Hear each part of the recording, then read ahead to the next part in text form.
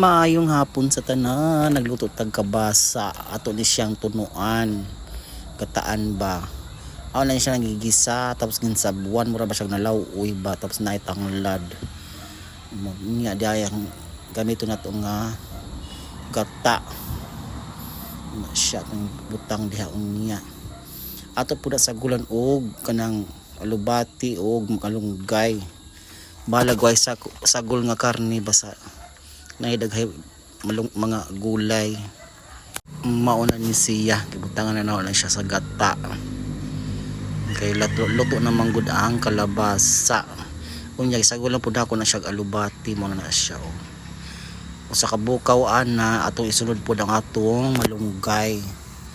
Natimplahan pud nato na siya mo ng malunggay. Timplahan nato na siya bisagwa na yung mga kwan bitsin ana basta nanay shrimp cubes nang gibutang nako diha adili na chicken cubes.